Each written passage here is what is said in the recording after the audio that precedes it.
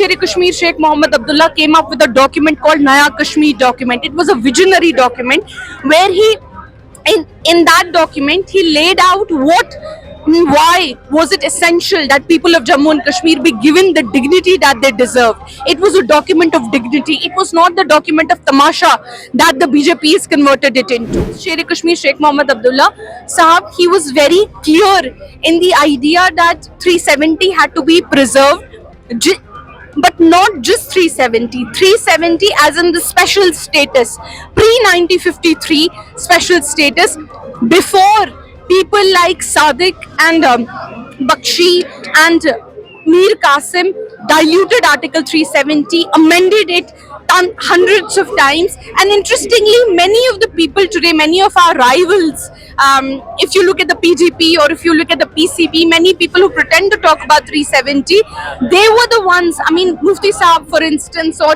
Ghani Lone Saab, for instance, both of them started their career in Ghulam Muhammad Sadiq Saab's government, in his cabinet. Both were ministers in his cabinet. Sheikh Mohammed Abdullah Sher Kashmir's 119th birth anniversary. Why this day is important? Because when Sher Kashmir Sheikh Mohammed Abdullah Saab started his journey, Jammu and Kashmir was not the way we look at it right now. People had no rights. We lived under a monarchy, a tyrannical monarchy where all of us were treated as good as serfs or as good as slaves. We had no rights. There were no appeals. There were no courts. There were no fundamental rights. There was no constitution. Nothing. The ruler, the monarch could have asked for your death and you could have done nothing. It took us years and decades of struggle to assert our rights. For that, Sher Kashmir Sheikh Mohammed Abdullah came up with a document called Naya Kashmir document. It was a visionary document where in that document he laid out why was it essential that people of Jammu and Kashmir be given the dignity that they deserved. It was a document of dignity. It was not the document of tamasha that the BJP has converted it into. If you look at his vision was not just limited to just coming up with these thoughts, just pinning them down. It was also very practical in terms of he was very smart and he was very intelligent in knowing how economic prosperity was very deeply connected to the dignity a person had, which is why probably one of the best reforms Sher Kashmir embarked on were the land reforms. People of Jammu and Kashmir, I mean, today when you look around, you do not see people of Jammu and Kashmir sleeping on footpaths. You do not see them sleeping under bridges. Why? Because almost the homelessness in Jammu and Kashmir is as good as nothing. It's lowest in the country. That is because under the, following the vision of Sher Kashmir, 13 lakh canals of land was transferred from the zamindars to agrarian workers, to all of us. If you and I and all of us are living in our homes today, somewhere this is the contribution of Sheikh Mohammed Abdullah. Our education level was around 3%. We had to go to our neighbors' homes to get our letters read because we couldn't read our letters. It was Sheikh Mohammed Abdullah Saab who embarked on something called Jabri School. Jabri School was an idea where people were forcefully taken to schools because culturally we were not inclined towards education. At least back then we were poor also. There were economic factors also. Begum Akbar Jahan Abdullah, she was a visionary leader, also Sher Kashmir's wife. She took women, she held their hands, it took in burqa, she would take them to schools. If today a woman like me is able to stand up and speak in front of all of you, somewhere it is because someone walked those footsteps before me. Begum Abdullah did. If today we look at the health contribution, if we look at the health sector of Jammu and Kashmir, we did not have good hospitals. Sheikh Mohammed Abdullah Saab, he went home to home, collected, he literally asked for donations.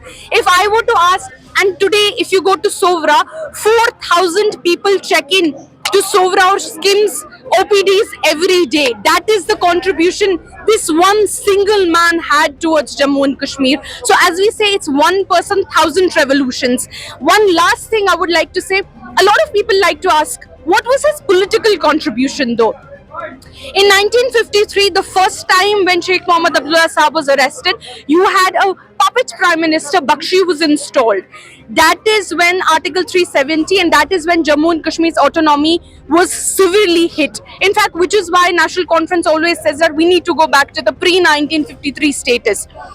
Again, when Sheikh Mohammed Abdullah Saab was arrested, he was in jail. It was Sadiq, a person called Ghulam Muhammad Sadiq, another puppet person under whom the Prime Minister's position was converted to Chief Minister's position. Almost hundreds of amendments to Article 370 were made. So, and interestingly, today when National Conference talks about B teams against Sheikh Mohammed Abdullah Saab or against National Conference, these B teams were started against Sher Kashmir Sheikh Mohammed Abdullah back in 1953. This journey of political disempowerment, only, you know, this saga, rather, I would say, it's something that has happened only, and the only person who protected us against this, all of this, was Sher Kashmir. So this is a day not just, I mean, this is a humbling experience, a somber day, not just for the workers of National Conference, but also for everybody in Jammu and Kashmir whose life in many ways currently continues to be touched by Sher Kashmir's legacy. Sher Kashmir, when he talked about Naya Kashmir, it did not really talk about 306 or any specific constitutional mention. In fact, it was first submitted to the Dogra monarch long back, even before 1947. So it wasn't really specifically. I mean, if you look at, if you read Naya Kashmir document, it was about the economic empowerment, a lot of which was actually put into place. It was about the dignity that people had. It was about the dignity the women had.